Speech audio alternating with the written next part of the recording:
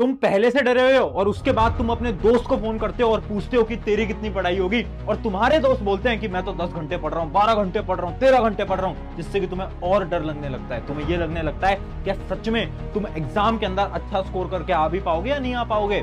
सो hi everyone, मेरा नाम है प्रशांत और आज की वीडियो किसी भी स्टडी टिप या फिर स्टडी स्ट्रैटेजी के ऊपर बिल्कुल नहीं है। आज तुमसे बस एक 1-to-1 बात करनी है यार। मुझे अपना बड़ा भाई शायद तुम मानते होगे और उस बड़े भाई के नाते ही आज तुमसे बात करने आया हूं।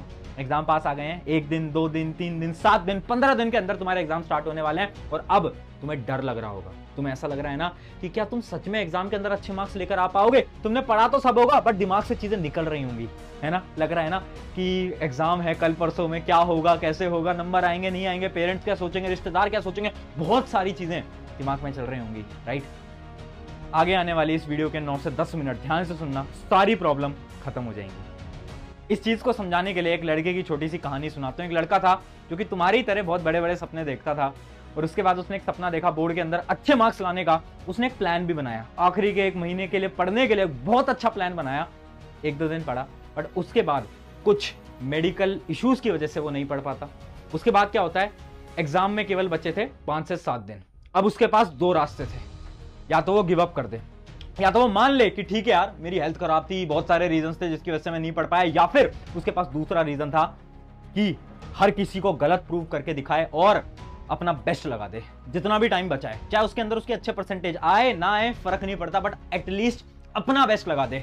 उस लड़के ने क्या करा, उस लड़के ने दूसरा रास्ता चूज करा। उसने गिव अप नहीं करा, उसने अपना बेस्ट लगाया अगले आने वाले 5 से 7 दिन के अंदर और बोर्ड एग्जाम के अंदर अच्छी परसेंटेज भी वो लड़का लेकर आया। ये कहानी मेरी खुद की है, आपके अपने प्रशांत भैया की।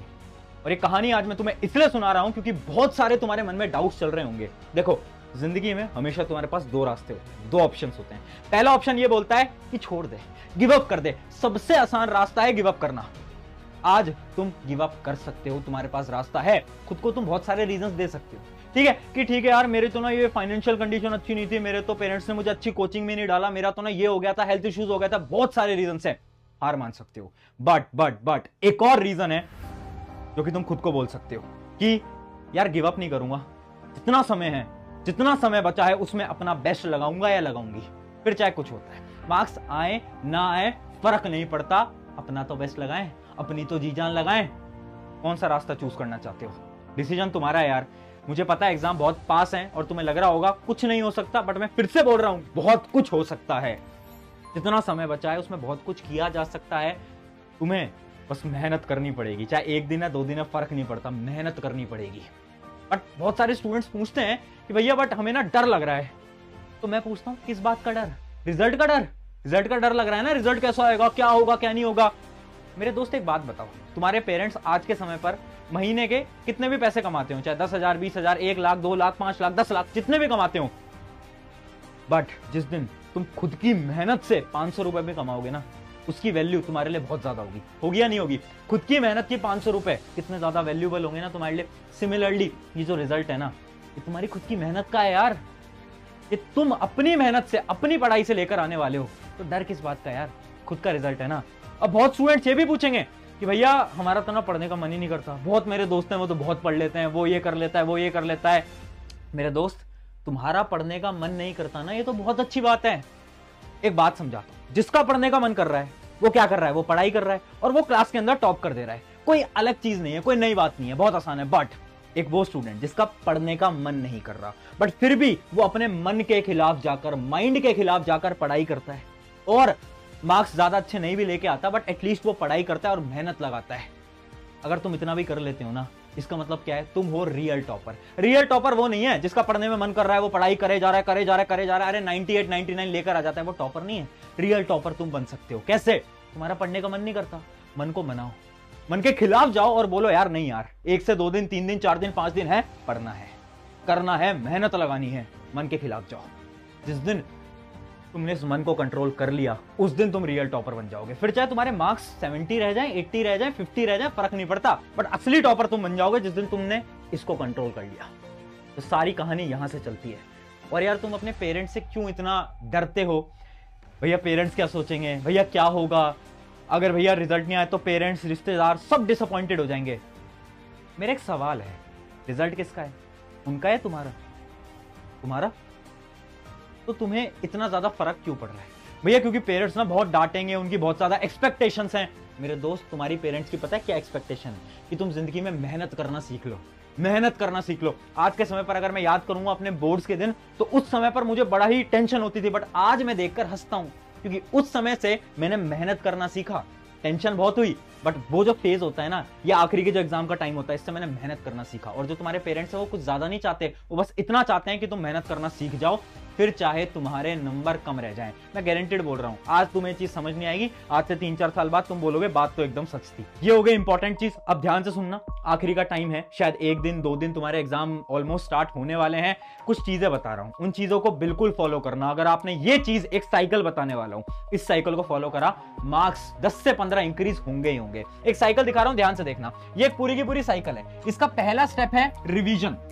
देखो, आखिरी का टाइम है, एक काम करना है, रिवीजन। नया टॉपिक मत उठाओ। तुम क्या कर रहे हो? भैया मैं ना एक नया टॉपिक भी पढ़ लेता हूं, ये भी कर लेता हूं, वो भी कर लेता हूं, ये भी कर। अरे भाई, क्या रिवाइज करो ना। इस दिमाग की ना कैपेसिटी होती है याद करने की। अगर तुम सोच रहे हो एग्जाम से एक रात पहले सब कुछ पढ़ लोगे, नहीं हो पाएगा। कुछ नहीं लिख पाओगे एग्जाम के अंदर। जितना पढ़ा है उसको रिवाइज करो। अगर तुमने एग्जाम का आधा भी पढ़ा है ना, तो भी उसको बार बार रिवाइज करो। रिवीजन से क्या होगा?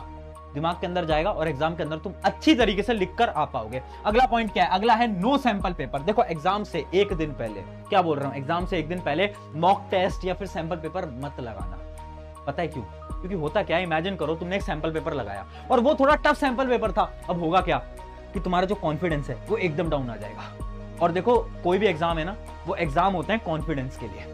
अगर एक स्टूडेंट बिना कॉन्फिडेंस के एग्जाम देने जाएगा, उसके 5-10 नंबर कम आएंगे। और अगर एक स्टूडेंट जो कि कम पढ़ के जा रहा है बट कॉन्फिडेंस के साथ एग्जाम में जाएगा, उसके 5 से 10 नंबर इंक्रीज होंगे ही होंगे। ये बहुत बड़ी सच्चाई है। तो करना क्या है? सैंपल पेपर आखिरी के एक दिन में मत लगाओ। क्या होगा? सैंपल पेपर टफ आया, कॉन्फिडेंस गिरा, एग्जाम खराब। सिंपल सी चीज है। अगला पॉइंट, दोस्त से बिल्कुल बात नहीं करनी। मेरे दोस्त, एग्जाम से एक दिन पहले दोस्त फोन मिलाएंगे, पूछेंगे कितना हो गया तेरा, क्या हुआ, क्या चल रहा है यार, क्या कर रही है, क्या कर रहा है। मत उठाओ फोन।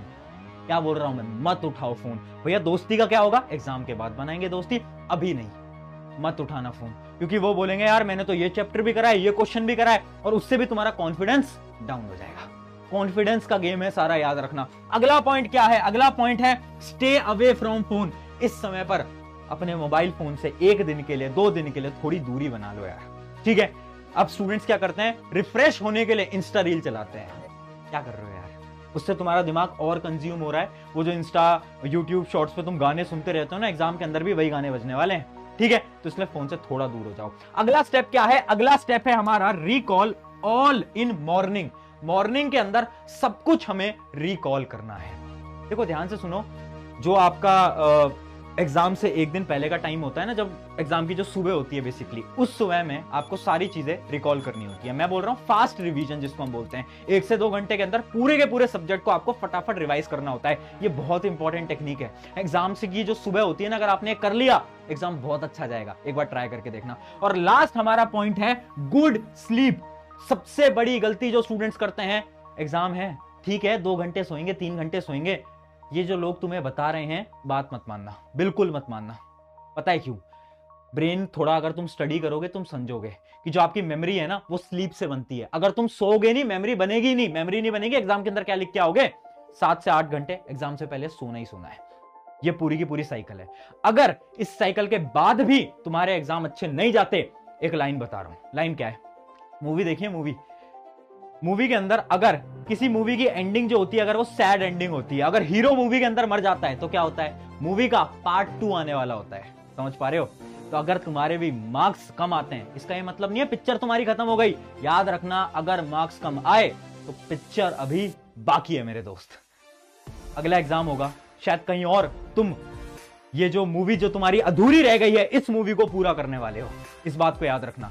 तो खुद से कभी भी ये मत सोचना कि मेरे तो नंबर कम रह गए, क्या होगा क्या नहीं होगा। इस साइकिल को फॉलो करो और दिमाग के अंदर डाल लो कि this exam will be best exam of my life. Exam hall में जाओगे ना, खुद से पहले बस एक बार ये बोल के जाना। वॉशरूम के अंदर कहीं पर भी तुम जा रहे हो, उससे एक बार खुद से बोल लेना, this exam will be best exam of my life. बस खुद से बोलते चलना है। जब तक एग्जाम नहीं हो जाता, खुद से बार बार दोहराते चलना है।